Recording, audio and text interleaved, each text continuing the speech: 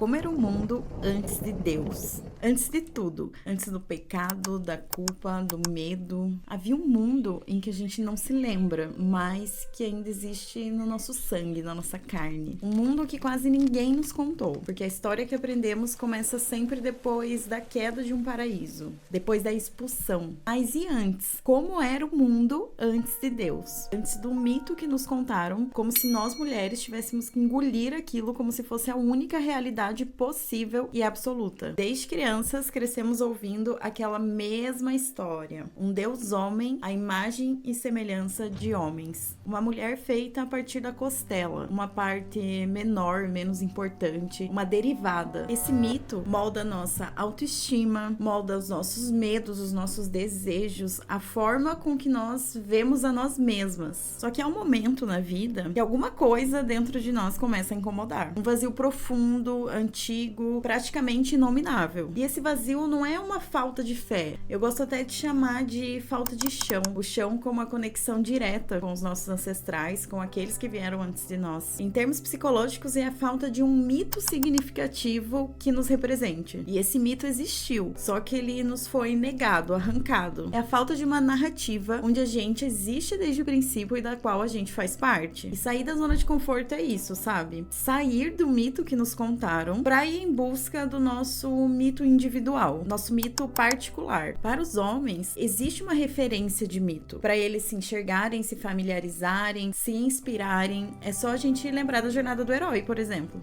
Muito famosa. Herói que por acaso vem de Hera, uma deusa. Mas isso é história para outra hora. Para nós, mulheres, encontrarmos nosso mito particular, a gente tem que ir bem atrás. Bem atrás mesmo. Não é só uma olhadinha por trás do ombro. E aí a gente descobre que antes das religiões masculinas, antes do cristianismo, antes do patriarcado tomar conta de tudo com a sua estrutura, a divindade era feminina e a sociedade era estruturada com base nisso. Então vocês imaginem uma humanidade criada no princípio feminino e com base na Grande Mãe. Passa por uma mudança, um extermínio que coloca as mulheres onde elas estão hoje, onde nós estamos hoje. E é desse vazio que eu tô falando. Não é história fictícia ou metáfora. Eu tô falando de escavação, de arqueologia, de história. Quando os arqueólogos desenterraram Çatalhöyük na Turquia, eles não encontraram patriarcas, nem profetas e nem reis. Eles encontraram ela. Aquela figura imponente, abundante, com seios fartos, flancos largos, a Grande Mãe. Isso há cerca de 6.000 anos antes de Cristo. E ela não era um item decorativo, tá, gente? Ela era a própria divindade. O centro da existência, da vida, da morte, do nascimento, da renovação. Não existia pecado, nem culpa, nem um Deus punitivo e vingativo. Em Hattilar, 5.800 antes de Cristo, estatuetas de deuses femininas foram encontradas, enquanto os homens representavam filhos, maridos ou auxiliares da comunidade. Já no Egito, a origem era Ísis. Antes de Javé, do Gênesis, do Faça-se a Luz, os egípcios já falavam de Ísis como a mais antiga das antigas. Aquela de quem tudo procede. O mundo não nasce do sopro masculino, mas do ventre da Grande Mãe. E procurando melhor, eu encontro que o princípio da divindade feminina é ainda mais antigo. Entre 25 e 20 mil anos atrás, antes da escrita, antes da roda, antes dos animais domesticados, os humanos já esculpiam deusas. A mais famosa delas é a Vênus de Liceu, da França, cerca de 23 mil anos antes de Cristo, segurando um chifre com 13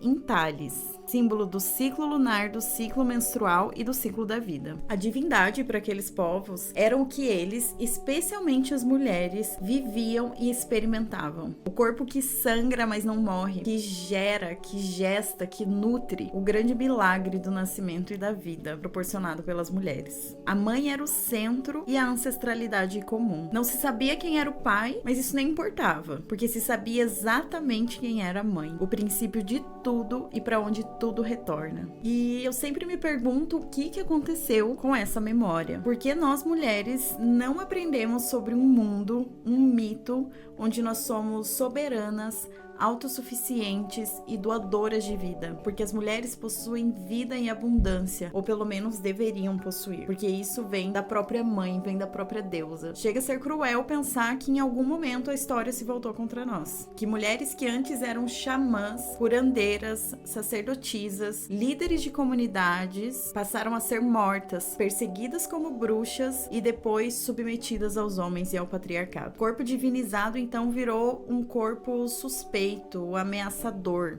Eu penso que o vazio que algumas mulheres sentem hoje, essa insegurança, esse buraco que nenhuma doutrina masculina consegue preencher, ele não é apenas espiritual, mas ele é histórico e psicológico. E quando o mito patriarcal se impõe, ele não mudou só a história, ele muda o imaginário, a nossa alma, o inconsciente, o simbólico da nossa vida. Eles nos dizem, você não estava lá no início, você nasceu da costela como auxiliar, e ainda por cima é a culpada da queda da humanidade do paraíso. Mas não é bem isso que a arqueologia, a história e a arte nos contam, né? No princípio era a deusa, e nós, imagem e semelhança e parte dela. E na minha prática com o tarô, eu conheço tantas mulheres que trazem esse vazio, essa falta de um mito simbólico, um mito fundador de para onde eu vou, quem eu sou e quem eu sou capaz de ser. A jornada da heroína. Algumas mulheres conseguem acessar esse conteúdo e esses mitos e também encontrar outras mulheres que estão nessa caminhada. Isso aconteceu comigo e isso dá,